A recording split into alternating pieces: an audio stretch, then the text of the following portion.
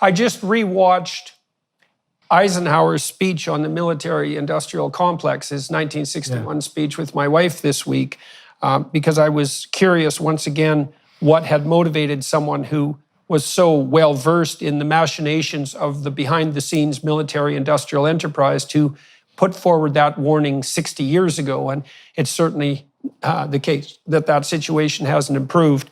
And it is definitely the case that, as you point out, there are vested interests promoting conflict everywhere on both sides of every conflict. I mean, we're certainly seeing that play out on the Russia-Ukraine front at the moment, and that this is a complete win. Who are they? That's the question. Okay. Now, I think it's the wrong question, Majid, and here's why I think that. Okay. So, there's this idea that is deeply rooted in Christian traditional thought of the idea of principalities.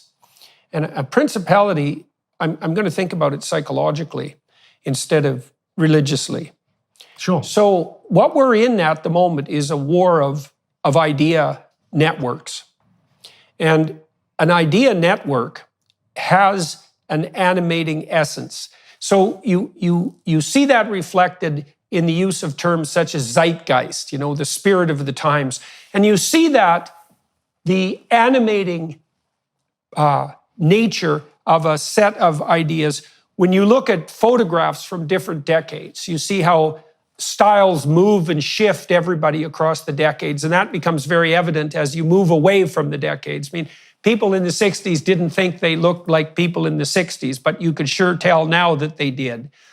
And that's partly because we're all imitating each other all the time, and we're all striving for consensus, and we're all possessed by webs of ideas that happen to be au courant during the time and place that we happen to be born. And we have a rat's nest of postmodern / neo-Marxist ideas operating behind the scenes at the moment that is rooted in a corrupt enlightenment, and it's rooted beyond that in an envious spirit of Cain-like vengefulness that's ancient. And that system of ideas tends to act like a conspiracy. And so imagine that with one of my graduate students, just before I got canceled as a professor, we undertook a formal statistical evaluation of the universe of politically correct ideas. Okay, so here were the questions we were trying to answer. The first question was there a coherent set of ideas that could be identified as politically correct? And the way you assess that is you gather a tremendous number of questions about political opinion, as diverse a range as you can manage, gather them everywhere, and then you give those to thousands of people and find out their opinions. And then you conduct a statistical analysis and you see if people answer question A in a particular direction, what other questions are they likely to answer in the same direction? And are there correlations between those? Does that constitute a correlation pattern across many, many people? So the question is, what ideas hang together as a set? And we found there were two domains of ideas that hung together as sets on the clearly politically correct side, and one was a kind of inclusive, compassionate liberalism, and the other was something more like an authoritarian political correctness. So imagine you took the liberal, compassion, inclusive domain of ideas and you allied that with willingness to use compulsion and force. Okay, so that set of ideas, clearly two of them hung together, and those two sets were correlated. So the notion that there is a web of ideas that are part of this dialectical materialism that you described, or that would be a subset of it, that's clearly the case. Now, we also looked at what predicted that. So let's say there is that system of ideas. Who's most likely to be possessed by it? And the answer was, well, the biggest predictor was low verbal intelligence.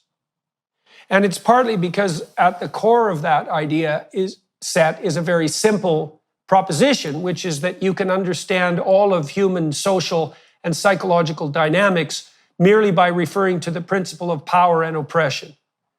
And so it's a radical simplification, and that turns out to be attractive to people who aren't very verbally sophisticated. Being female, the next predictors were having a feminine temperament, and the final major predictor was having ever taken a course that was overtly propagandistic on the politically correct side. And so that was all very worrisome, as you might imagine.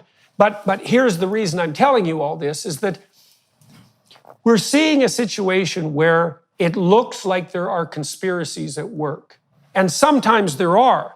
But what's actually happening is that people are possessed to a greater or lesser degree by this web of ideas. They reflect that in their own perception and action as individuals. But then when they get together as groups, like imagine that a given person is 25% possessed by the politically correct web of ideas. But then you get 100 people like that in a room, let's say at Davos, and then you have the whole web of ideas, and it has an animating ethos, like it looks at the world in a certain way and is aiming at certain ends. And then that entire system of ideas works to promote that. And it can do that. And writes books promoting it. And writes books promoting it. Yes. Speeches promoting it. Yeah. Absolutely. Well, and it also means that it can operate in a distributed manner, because to the degree that any given person is possessed by some fraction of those ideas, they'll go off into their own domain and agitate on behalf of the idea system, and that's a principality. And that will act to further the entire catastrophe. And really, the entire idea system, in its most fundamental element, it's an idol. It's a false idol.